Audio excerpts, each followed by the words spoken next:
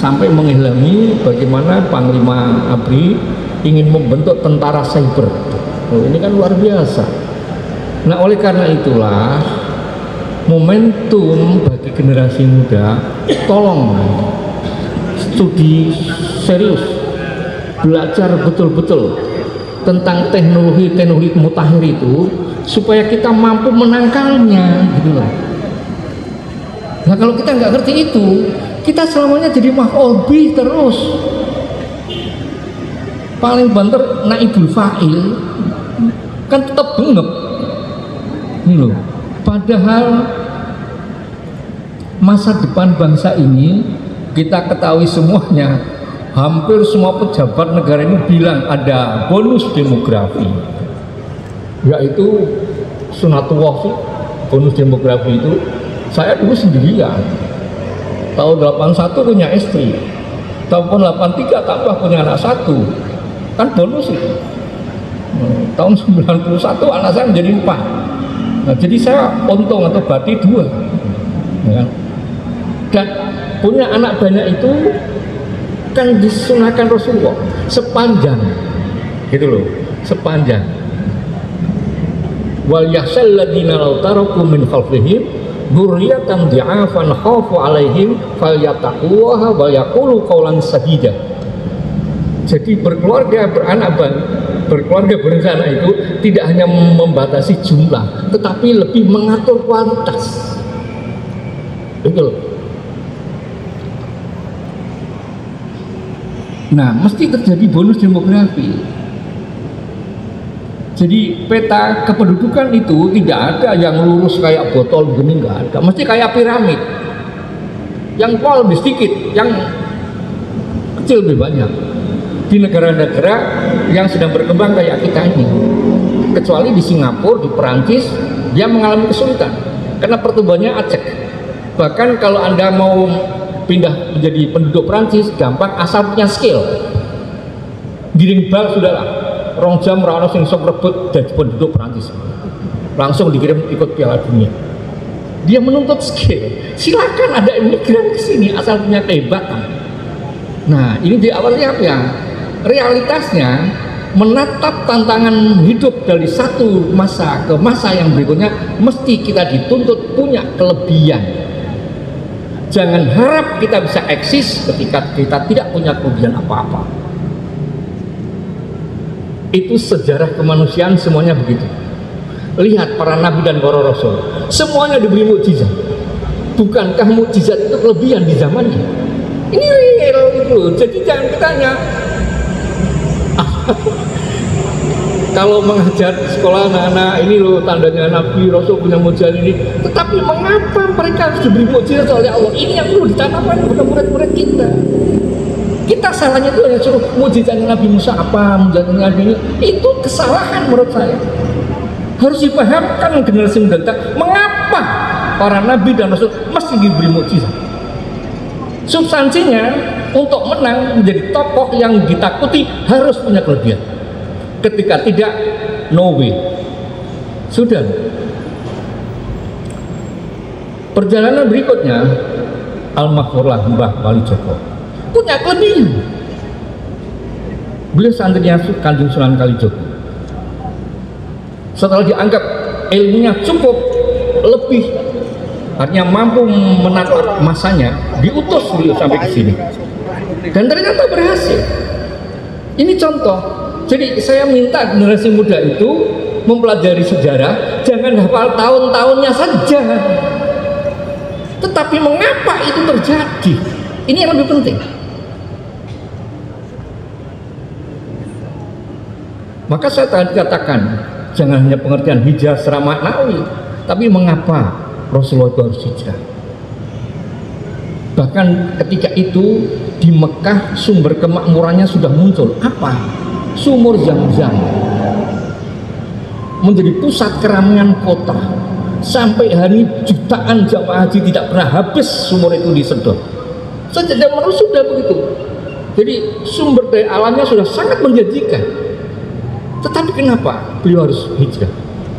Ya, ini yang harus kita tekunikan di situ. Nah kemudian terus bagaimana beliau itu hijrah? Lalu setelah hijrah mengapa beliau? Apa yang dilakukan? Pertanyaan what's next? Nah kita harus berpikir what's next. Sebagai generasi masa kini harus mau berpikir masa depan. Karena siklus kehidupan waktu tidak pernah berhenti. Jangan heran kalau Rendra dalam salah satu puisinya mengatakan bahwa kemarin dan esok adalah hari ini. Benar kan? Hari ini adalah produk apa yang kita lakukan oleh kemarin-kemarin. Dan besok bagaimana? Terserah, itu menjadi produk apa yang kita lakukan hari ini. Jadi berputar, kita nggak boleh tengah kuadrat itu nggak boleh, tengah itu sudah ada zamannya. Malas sudah ada zamannya. Wah tantangan begitu banyak. Ini loh. Jadi kita berupaya maksimal, muhasabah. Rasulullah konsepnya sudah sangat bagus. Hasibu anfusakum qabla an tuhasabu. Berintrospeksilah diri kita masing-masing sebelum kita besok dihisab. Mengapa kita begini? Kita mempertanyakan diri kita. Selama ini banyak masyarakat yang sibuk mencari kesalahan dan dosa orang lain, tetapi kesalahan dan dosa dirinya tidak pernah disadari. Itulah yang membuat dia kayak katak dalam tempurung. Rumangsanya sudah sangat hebat betul karena begitu. Dia sibuk mencertai hal. Kenapa tidak sibuk mengintrospeksi diri? Kita harus bagaimana? Lihat Piala Eropa yang sekarang sedang berjalan. Turki yang tidak diperhitungkan bisa mengalahkan Georgia 3-1. Karena apa? Mampu memanfaatkan momentum ketika kiper Georgia ikut maju ke depan ingin membantu penyerangnya memasukkan bola. Nah, kelengan itu dimanfaatkan oleh back Turki. Bola diumpan ke depan, dikejar, maka tinggal nyuntik saja karena nggak ada kipernya. Itu contoh-contoh kepekaan, kecerdasan. Analoginya kehidupan kita juga begitu. Jadi kita harus membaca zaman terus. Maka ketika ayat yang pertama diturunkan, Rasulullah belum diperintah untuk bangun masjid, tidak perintah untuk bangun rumah, tidak perintah untuk bangun pasar, tidak, tapi disuruh membaca. Iqra itu sudah sepakat semua mufasir. Ayat yang pertama adalah Al-Alaq. Udahlah, baca kitab tafsir yang manapun, Al-Alaq, Iqra. Nah, bagaimana cara membaca dijelaskan di situ. Iqra bismi rabbikal ladzi khalaq. Tidak Iqra yang sembarangan. Sama dengan kita main bola, tidak hanya punya semangat madungetan, tendangetan, lalu akan jadi apa-apa. Itu loh. Jadi Iqra-nya itu bismi rabbikal ladzi khalaq, menyebut nama Tuhan. Karena apa? Tuhanmu itu sentral, pengetahuan sentral ilmu. Maka ketika kita ingat kepada Yang Maha Kuasa, ada petunjuk apa yang harus kita lakukan. Dan membaca itu tidak hanya tekstual, bacalah fenomena. Nah, ini yang sering kita lupa. Maka apa? Tahapan literasi bangsa ini kan tertinggal dengan bangsa-bangsa Finlandia dan sebagainya. Karena apa? Kita terjebak. Pengertian membaca hanya ada pada yang tertulis. Tidak. Membaca itu yang tertulis dan yang terpampang di masyarakat, di alam, baca semua.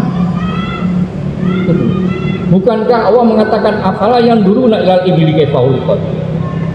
Kita memperhatikan, yandur itu memperhatikan. Ilal ibil kaifa khuliqat. Itu fenomena alam.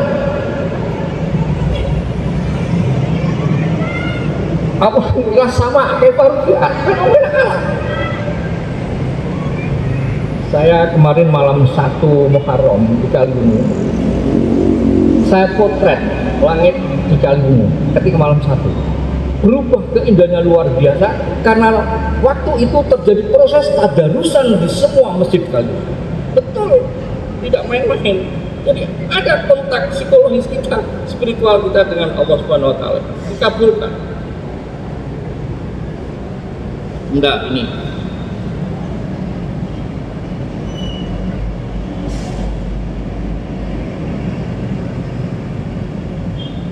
Betapa indahnya langit kami. Iya. Tidak ada fenomena seindah ini waktu malam ini, Ba'da Isya. Menyongsong dan berhijrah, masjid, musola kita instruksikan baca Yasin 3 kali. Terjadi perubahan alam yang luar biasa. Tidak pernah terjadi semacam ini. Bisa dokumentasi. Ini contoh, jadi connect kita secara spiritual kepada Yang Maha Kuasa itu selalu ada, jangan lupa. Maka ayatnya Bismillahirrahmanirrahim, sholat, kita nggak boleh lepas itu. Fenomena sosial yang kita pelajari. Tahu misalnya ada mendung tebal, hujan deras. Lah kok sampean keluar tidak pakai jaket, tidak pakai helm? Ya kan gobloknya yang lewat. Mesti kademen kan? Kita tidak bisa membaca fenomena alam. Fenomena sosial. Habis pertandingan Persija sama Persib Bandung. Anda lewat pas bubaran di jalan keramaian itu, ya nggak mesti macet dan kena dampak taburan. Nah itu contoh-contoh fenomena sosial. Jadi kita harus cerdas itu, cerdas intelektual, cerdas spiritual, dan cerdas emosional sekaligus. Tidak waton mantep pokoknya dulu ya kecil aja, tetapi kita diberi ruang loh untuk ikhtiar, jangan tidak. Maka penjenengan bisa perhatikan, semua ayat yang mengangkat masalah iman mesti dibarengi dengan amilus sholihat. Sudahlah, buka dalam juz 30 saja, lihat surat Wal-Asr dan surat At-Tin. Illal ladzina amanu mesti wa amilus sholihat. Jadi percaya saja, yakin saja, jangan nggak cukup. Harus kita berbuat yang terbaik, gitu loh. Jadi jangan pasrah sebelum kita bersikap dan kita berbuat apa-apa, nggak bisa, ya kan? Ini yang harus kita bangkitkan bareng-bareng. Maka saya mensupport betul teman-teman muda di Kendal untuk bisa memanfaatkan potensi masjid ini semaksimal mungkin. Jadi mari kita fungsikan masjid ini kayak zamannya Rasulullah. Beliau diskusi di masjid, beliau zikir di masjid, beliau sholat di masjid, beliau mendidik umat di masjid. Sampai terjadi kisah yang cukup merinding bagi kita ketika ada rombongan tamu yang masih awam banget, tahu-tahu kencing di dalam masjid. Abu Bakar As-Siddiq kan langsung ngelinteng tengen, orang ngejar kan. Tapi Rasulullah sabar, fa innahum la ya'lamun, belum tahu dia. Tugas kita mendidik untuk mereka. Nah, berangkat dari inilah saya punya semangat, masjid harus ramah kepada siapapun. Kepada generasi muda harus ramah, kepada anak-anak harus ramah, kepada difabel kita harus ramah. Karena ini sentral pengembangan umat itu sejarahnya di sini. Coba kita perhatikan, Rasulullah Isra Mi'raj, terminal pertamanya Masjidil Haram, terus singgahnya ilal Masjidil Aqsa, tidak ke Matahari atau ke pasar Tanah Abang, kembali lagi ke masjid lagi. Beliau hijrah ke Madinah, yang dibangun juga tidak rumah beliau, Masjid Quba dulu sebelum sampai ke Madinah. Ke Madinah yang dibangun masjid dulu. Ini kehebatan beliau yang harus kita ikuti. Maka saya katakan sekali lagi bahwa mempelajari sejarah adalah keniscayaan. Mempelajari sejarah adalah kebutuhan kita. Dan sejarah itu sangat urgen dan penting. Buktinya apa? Al-Quranul Karim sebagai kitab suci yang datang dari Allah Subhanahu wa Ta'ala kepada Rasulullah memuat 25 rasul setidaknya. Bahkan ada yang tidak rasul dan tidak nabi pun diberitakan. Apa? Ashabul Kahfi, Luqman Al-Hakim. Loh, itu artinya keteladanan yang mereka lakukan itu patut kita tiru. Nah, ini jadi nilai kesejarahan itu kita harus tidak boleh lupa. Makanya peringatan tahun baru Hijriah ini menjadi satu momentum penting. Ayo kita bangkit bareng-bareng. kita makmurkan masjid ini dengan berbagai macam aktivitas untuk menggerakkan potensi umat yang cenderung belum terkoordinasi dengan maksimal menurut saya. Ya sudah, tapi belum maksimal. Nah ini karena keterlibatan kita kadang-kadang hanya larut kepada ungkapan-ungkapan yang provokatif hanya untuk kepentingan sesaat ini. Kurang bisa melihat masalah depan. Ini yang harus kita rubah orientasi semacam itu. Satu contoh misalnya, di makamnya Mbah Wali Jogo ini belum ada keterangan siapa beliau. Salah siapa itu? Kita kan berarti akan melupakan sejarah. Saya sudah sharing saya singkat, untuk saya sampaikan pada pengurus masjid yang lain, kepada kurasi kalau ada yang kurang.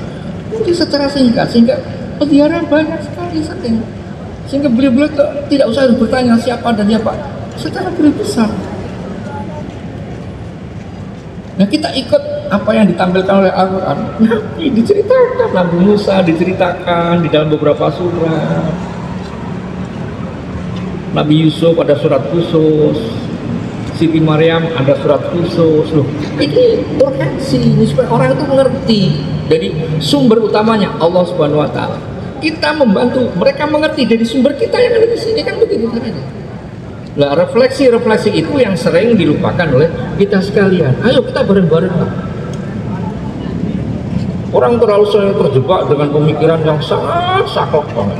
Ini zaman Nabi nggak ada, ini zaman Nabi tidak ada. Dia nggak bisa menatap bahwa Rasulullah diutus kepada masyarakat. Masyarakat itu mesti punya tradisi. Tradisi yang tidak bertentangan dengan maqasidus syar'i dilanjutkan oleh Rasulullah. Kalau yang bertentangan baru stop. Nah artinya sikap Rasulullah itu kita terapkan ketika kita di sini ketemu dengan tradisi yang tidak bertentangan dengan maqasidus syar'i, ya lama aja. No what kan begitu. Kan itu bahasa itu kan bahasa terlalu ilmiah. Kalau Gojek apa kan itu lama aja. No what.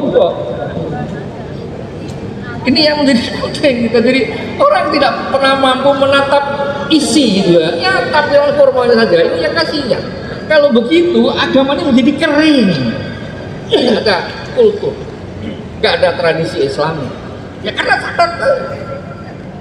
Maka kita cukup kagum Jalaluddin Rumi menciptakan tari sufi karena kepekaan rasa. Lah ya kan ada kan di sini mulai berkembang. Man arafa nafsahu faqad arafa rabbahu. Lah kan begitu kan ya. Mengerti diri sendiri, sangkan paraning dumadi. Saya ini sak jan-jannya dari mana? Ini penting. Saya ini diciptakan sebenarnya untuk apa? Saya ini diciptakan nanti lalu kembali kemana? Kan juga perlu pemikiran-pemikiran itu. Nah ini yang perlu menjadi kesadaran kita bersama, sehingga kita bisa menghargai adanya perbedaan satu dengan yang lain. Di ruang kuliah sering mahasiswa yang baru yang terdidik dengan Mbah Google, Mbah TikTok dan sebagainya itu tanya apa masih perlu bermadzhab apa? Jajal baca Quran mas, kaya apa mas kamu? Mahrote rak bener masjid apa nih tajwid. Terus malahnya apa tuh mas? Gak tahu Pak lah ya kau yang kok kamu ndak mau ikut mazhab terus sembayangmu piye? Lo real itu loh. Kan mereka termakan dengan isu-isu itu. Di Quran itu adanya aqimus sholah, yuqimunas sholah, inna sholat tanha anil kan ada. Tetapi bagaimana teknologi sholat yang benar, yang sah? Nah kan dirumuskan dalam fikih. Fikih itu yang merumuskan kan para fuqaha. Nah kita belum sekelas beliau, manut kan aman, gitu loh. Masih ngel Pak, tapi kok beda-beda. Sudahlah, kamu mau semuanya mau seragam persis. Ini nanti saya setelah ngomong, tolong kamu resum masing-masing. Sudahlah, saya yakin resum yang kau buat mesti tidak sama. Mesti tidak sama. Kenapa? Masing-masing punya cita rasa, punya kepekaan, bahkan ada yang kepekoan. Kan beda. Ini contoh, jadi tidak usah ngucap itu. Jadi perbedaan itu mesti ada, tidak mungkin dipaksa. Lo coba kalau Anda lihat gitu, mungkin kalau dengan semuanya di sholat jamaah di musola langgar kita masing-masing, semuanya akan sama. Allahu Akbar sedekap begini. Tapi coba langsung sedikit ke masjid gini. Kadang-kadang Allahu Akbar tidak sedekap. Oh, ya kan? Mau apa? Kita tarik tangannya, Kang sedekap, Kang batal sholatnya malah. Ya apa enggak? Itu satu contoh. Ada yang takbir, Allahu Akbar tidak sekali tidak terlalu malik putar dulu. Loh, terus mau piye? Loh, ini loh. Terus bagaimana? Itu pemahaman dia, silakan aja. Sepanjang tikatnya, niatnya menyembah Allah secara tulus, Allah yang menguasai, yang akan berikan ketentuan apapun kepada yang kita lakukan. Kita sebagai pemain, Mas, tidak sebagai juri. Yang harus kita sadar. Kalau pemain bola semuanya gue sempritan kabeh, piye juga. Ayo, sudahlah, tengok.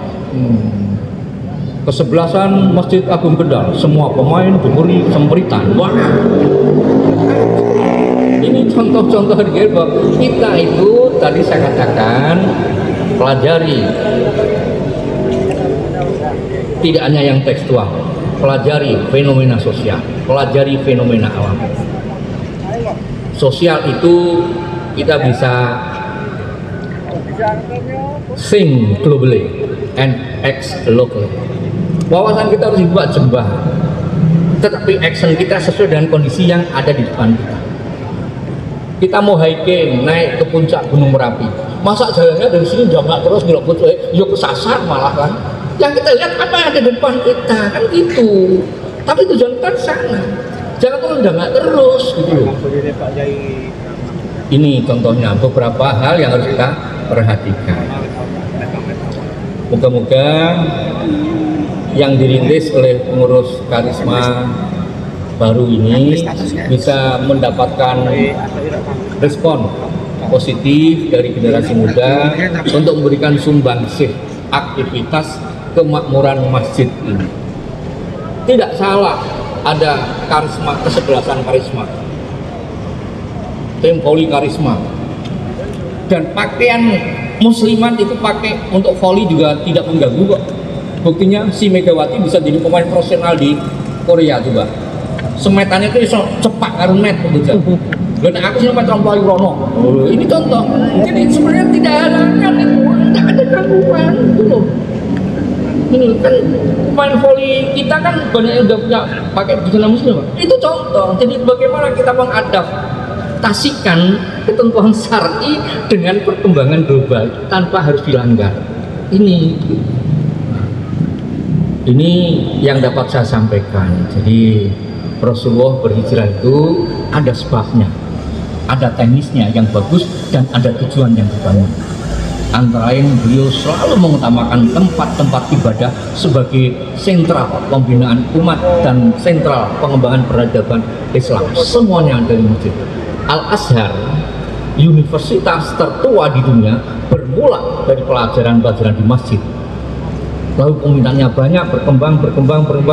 Semula hanya orientasi pada pembelajaran agama. Sekarang seluruh disiplin ilmu diajarkan di sini. Sama itu lalu menginspirasi di Indonesia. Dulu namanya sekolah tinggi, Institut Agama Islam Negeri. Sekarang semuanya sudah menjadi Universitas Islam Negeri semua. Karena umat Islam itu harus punya keahlian di mana-mana. Nah kalau semuanya belajar agama terus, ya agama baik, tapi kalau semua keahliannya di situ, yang merancang bangun jembatan dan sebagainya siapa gitu loh. Pertanyaan, apakah salah kalau ada seorang dokter mau nyuntik baca basmalah sekarang? Salah apa tidak? Malah kadang-kadang sebelum disuntik hanya dengar basmalah tak sembuh.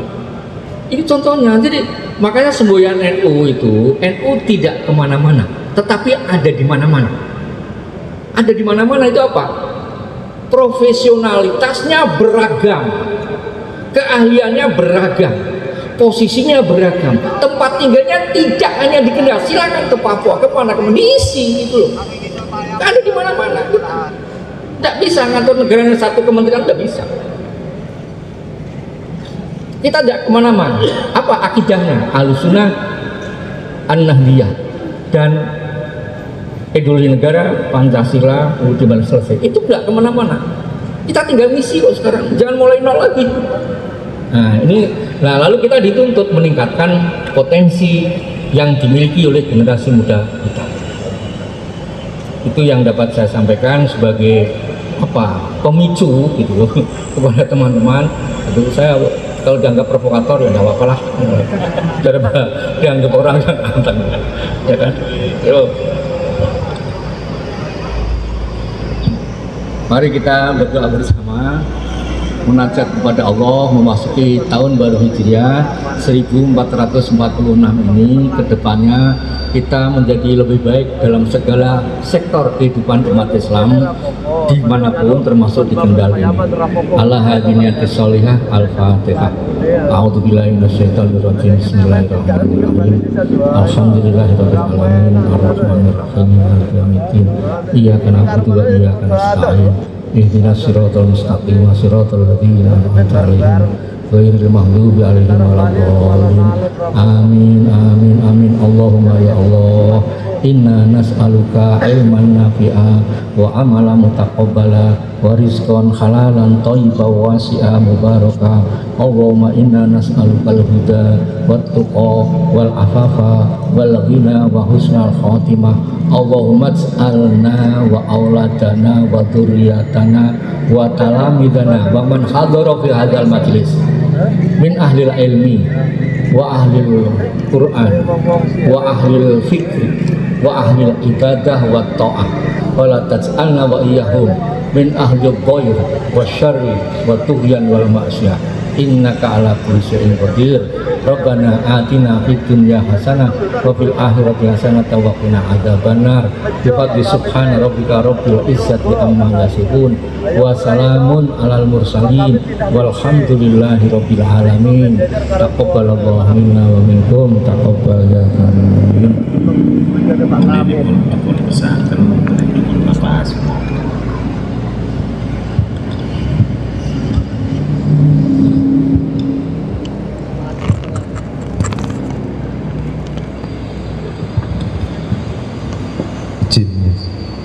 Assalamualaikum warahmatullahi wabarakatuh.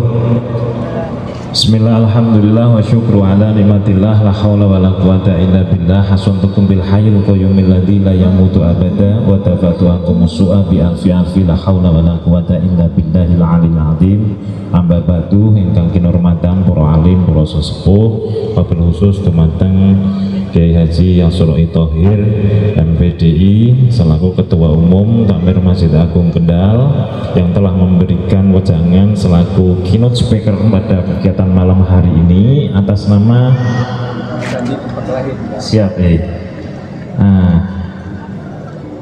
atas nama Ketua Takmir Masjid Agung Kendal mengucapkan yang pertama